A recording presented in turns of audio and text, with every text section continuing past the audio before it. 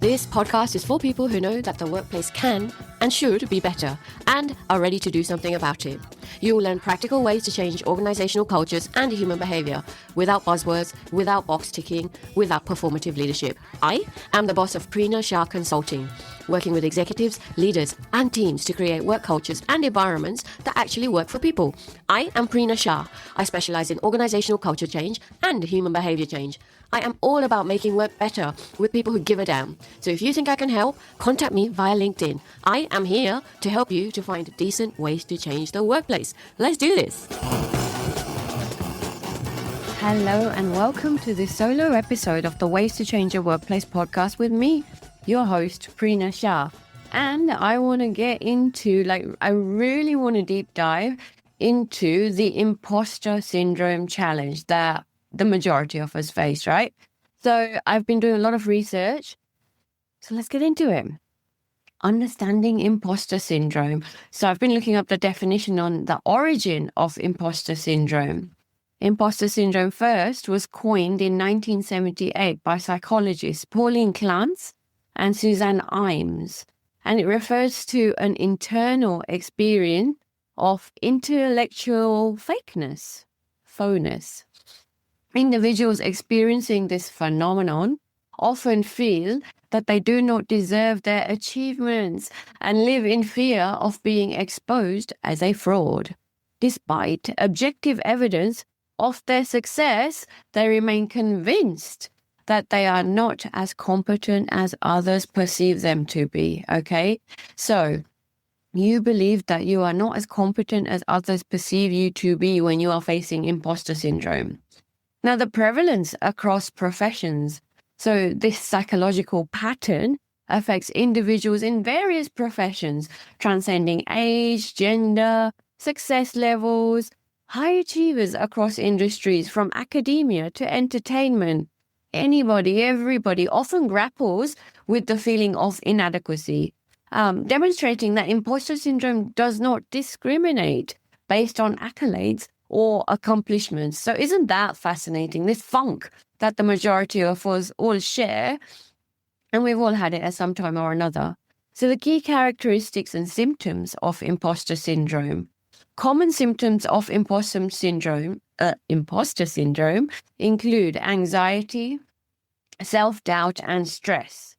People may attribute their success to luck or believe that they have deceived others into thinking that they are more capable than they truly are. This mindset can drive a relentless pursuit of perfectionism, as individuals try to validate their worth through overworking. The psychological impact of imposter syndrome is quite large as well. There's an emotional toll, so anxiety and stress, as I've already mentioned. So living with imposter syndrome often results in an emotional toll characterized by heightened anxiety and stress. The fear of being exposed as a fraud can lead to mental exhaustion and burnout when, imposter syndrome is really bad. And that obviously impacts your overall well-being as well. There's effects on your career development also. Imposter syndrome can hinder career development by causing individuals to shy away from promotions, from new opportunities, and from networking. The fear of failure may prevent individuals from pursuing their true potential, leading to stagnation in personal and professional growth. There's a cycle of perfectionism as well. So those grappling with imposter syndrome may find themselves trapped in a cycle of perfectionism. This relentless drive for flawlessness often leads to burnout, dissatisfaction, and creating an environment of constant self-scrutiny. How do we overcome imposter syndrome? I really like the insights from psychologist Adam Grant. So I've taken a few, okay? Adam Grant's take is basically that imposter feelings are not proof that you are a fraud, but they're data that you can use, okay? So there's some key aspects to his thinking. Almost everyone feels it. So he points out that nearly 70% of people report imposter thoughts like, I can't do this, or when will they find me out? including people who are objectively successful as well. Adam Grant recommends that we use it as fuel and not as verdict. So a little bit of fuel, but not the final sentence. So in his TED Talk, your insecurities aren't what you think that they are. He argues that imposter thoughts can be turned into motivation, a reason to prepare, learn, and improve, instead of a reason to shrink or burn out.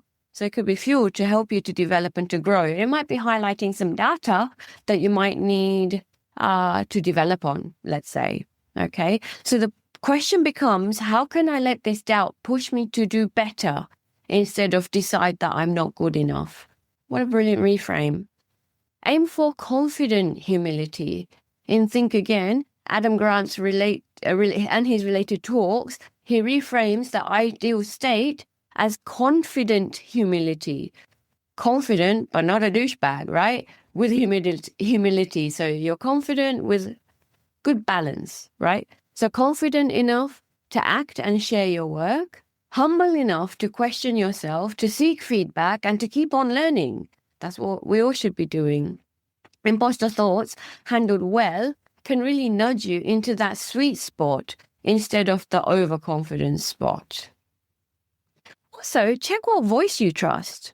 Adam Grant has written that imposter syndrome is a paradox because others believe in you, yet you don't believe in yourself. Yet you believe your negative self-assessment over the people who see your strengths. That's a bit of a head fuck, yo. His challenge is, if you doubt yourself so much, why don't you also doubt your self-judgment, that monkey mind, and take others' beliefs as evidence too, okay? Reframing it as, I don't know yet, is a really good idea. So imposter syndrome, I don't know what I'm doing. It's only a matter of time until someone finds out, versus, I don't know what I'm doing yet. It's only a matter of time until I figure it out.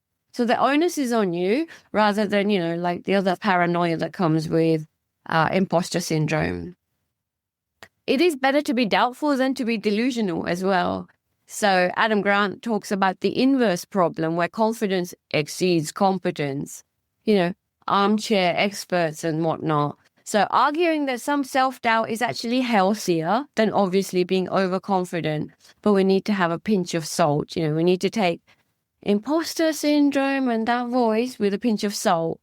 I have a story about an ex-client who I worked with. I hope she's doing really well. So we did some one-to-one coaching with her, and she had this inner voice, like we all do. And this inner voice was a real imposter voice, I tell you, gosh. So what this coaching client ended up doing is naming that voice, that imposter syndrome voice. She called her Sybil. And she put Sybil aside whenever Sybil needed to be put aside.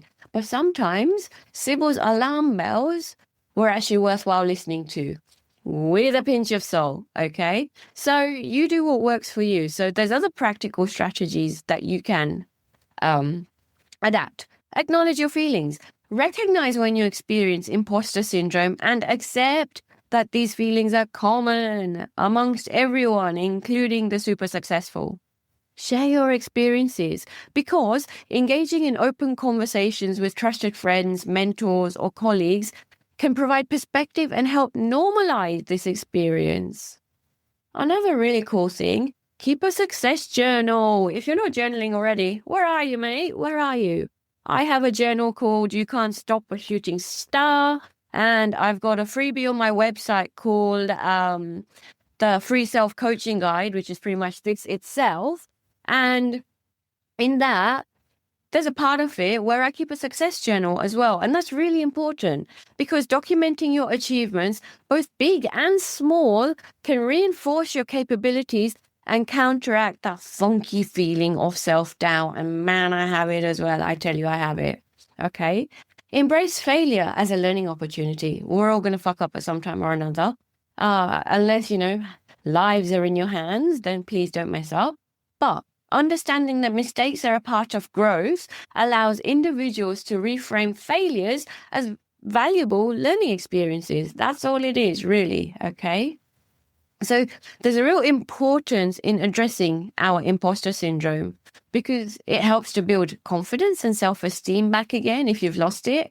Confronting imposter syndrome is essential for cultivating confidence, self-esteem. Acknowledging and addressing these feelings can foster healthier self-image for yourself as well, and ultimately empowering you to embrace your frigging accomplishments and own it, okay? Creating supportive work environments, I want to talk to as well. So organizations must also play a role in addressing imposter syndrome by fostering supportive environments, encouraging discussions about self-doubt, recognizing employee contributions, and diminishing stigma associated with imposter syndrome. Now, I really don't like performance management processes because they pitches against each other. And really, we should be working in a team manner rather than against each other because it's a bit bullshitty. So that's one issue I have. But consider in your workplace what actually happens to create the imposter syndrome for you. Is it a systemic thing or is it a you thing? There can be lots of reasons, okay? So let me conclude. I hope I've helped. Please let me know. Get in touch with me on LinkedIn or even on my own website where my podcast is hosted. There's a section where you can get in touch with me to give me your feedback or questions or comments or disagreements, right? I want to hear from you. But let me conclude. Imposter syndrome is a widespread challenge faced by people across various fields and various success levels. By understanding its impact and implementing practical strategies to overcome it, which are different for us all, we can all break free from self-doubt and embrace our achievements like we really should. Remember that self-doubt is a common experience shared by many, many people, and the key lies in recognizing these emotions. Seeking support and striving for personal and professional growth is what it's about. So, by addressing imposter syndrome, you can unlock even more of your full potential and enjoy the fucking success that you deserve, okay? Over and out for me. Imposter syndrome. Kick it in the nuts. If you like this episode, check out the show notes and sign up to my newsletter. That will help your workplace to be less shitty. It's full of novel ideas, good food for thought. And if you like this episode, pass it on to at least 2 people who will benefit. That's your good deed done for the day. Also, remember to subscribe to the Ways to Change Your Workplace podcast via your podcast provider, and I will see you in the next episode.